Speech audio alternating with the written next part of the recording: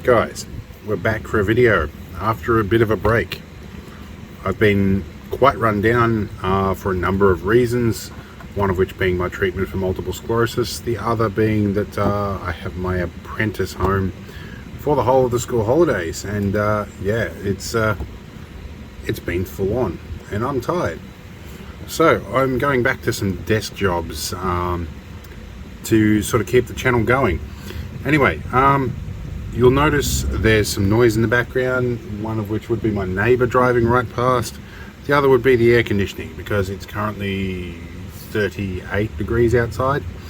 Anyway, this is a stove igniter I made out of a hodgepodge bunch of pieces, including a Taser module that ended up on my doorstep from sources unknown quite some time ago, and I didn't cut the tube straight. Yes, I know that's going to bother everybody's OCD, but whatever, it was a quick hack job. Anyway, this has been running for probably a couple of years now. I will put the link to the original video where I built this in the description. It's quite an old one. It mortified my apprentice when I first used it. You'll appreciate that. My apprentice is here to help. It's time for another coffee. Let's try this. There we go. But the battery has finally gone flat. It's taken it ages.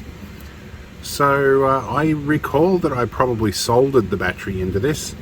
So we're going to open it up and see if we can get another one in there.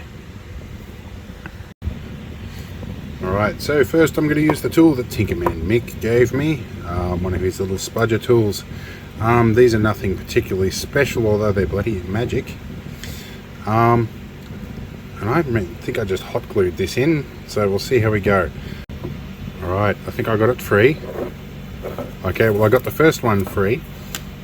Apparently I cut several of these. It may not look quite the same by the time it's out.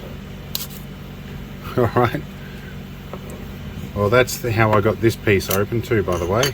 That's their electrode in there. This might make our life a little easier actually, to remove these bits. And this is some silicon cable that I added to that just to add things, a bit of strength to things. The problem's when you forget how you built something. Let's see how well this works. This is aluminium tubing, so I won't need much heat to radiate through there, and I don't want to melt that button. That should be plenty to soften that hot glue. See if it will come out now. It's definitely moving. There we go.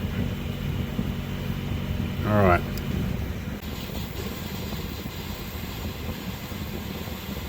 That's where most of the hot glue is here. If I do this right and the hot glue is soft enough, I might be able to just give it a decent shake and it might pop out. Or not.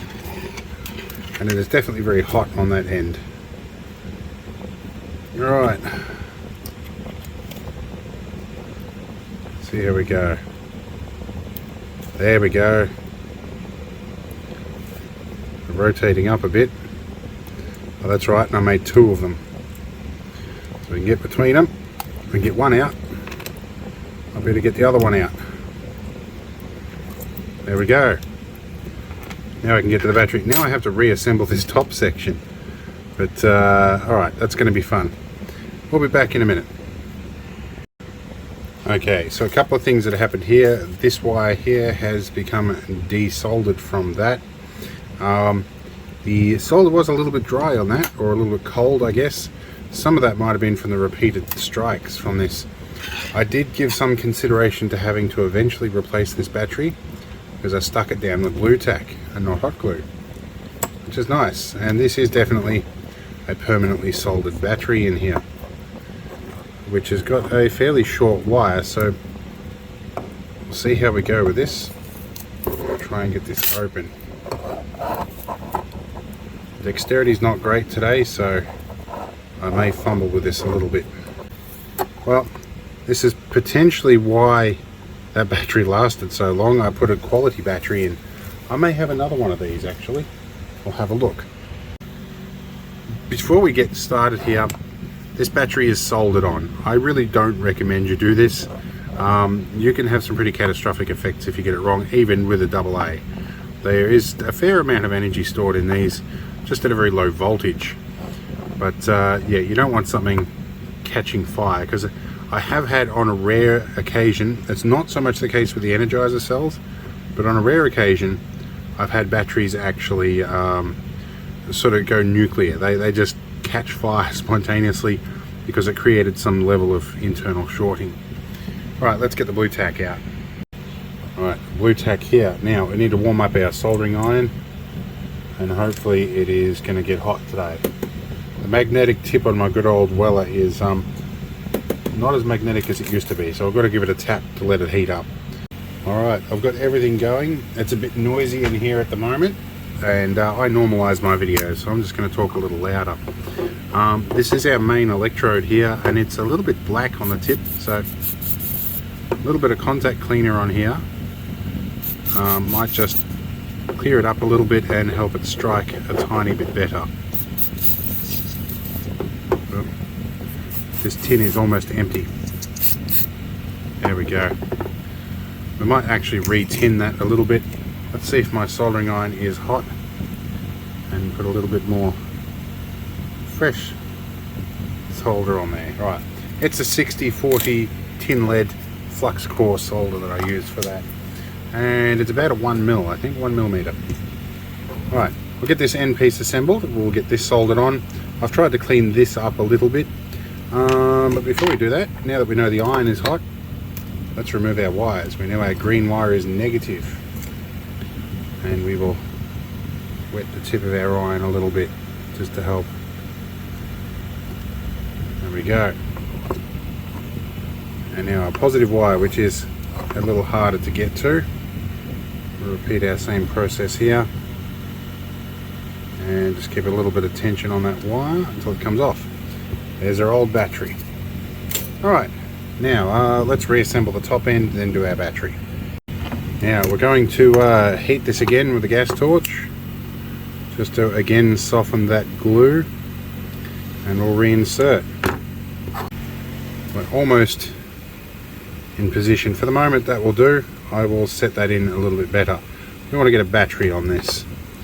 Let's prep our battery. Now I have a little nail file kicking around for this. I flogged from the wife.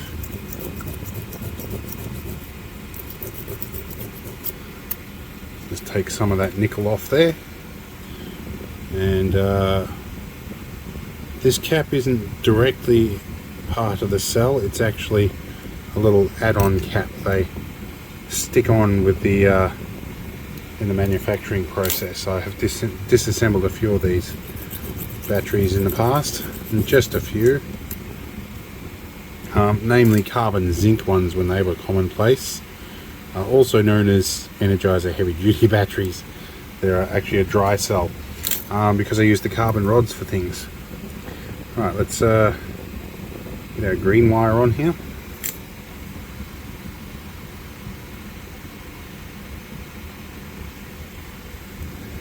I'm going to the edge here because it allows me to concentrate the heat just a little bit. Now this is always the tricky bit. It's going to be this one. I'm going to have to really get that piece of wire exactly where I want it. Alright. Now this requires a bit of heat and a bit of fresh molten solder as a good little heatsink medium. And of course the moment that cools off, we lose our thermal conductivity and everything goes cold again. Let's try this again. There we go. I think that's a good join. Right, we'll get a bit of tape on this. We'll shove it back in there. Actually, let's see if she works before we get the tape on there. Let's see. Oh, that is a bit bitier than it used to be. Woohoo! Okay. Yep, we'll put the tape on and reassemble. Now, while I'm putting the tape on here, I'm going to have a little chat because I know there are a breed of people out there that skip through videos. I'm one of them. Usually because of time constraints. At this point, I'm going to mention you can't actually use this like a taser on someone. You can't zap them. And the reason I say that is because I've used the tip off an actual oven igniter that's designed not to do that. So while I go zap, zap, zap, see, I'm not being electrified or electrocuted or tased or whatever terminology you prefer to use for that.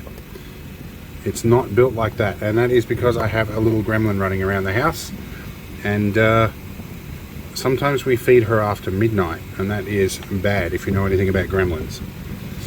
Anyway, I've got these two end pieces to fit back in here and a big wad of hot glue on it. So we might just soften some hot glue here around the edges and try and refit that. It does look a little bit wonky, but that's because of this was really a proof of concept. That's better with a new battery. Alright, let's go and test this thing on the stove.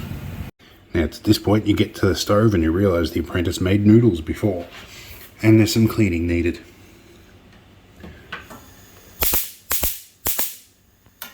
Wrong burner. Let's try the little one.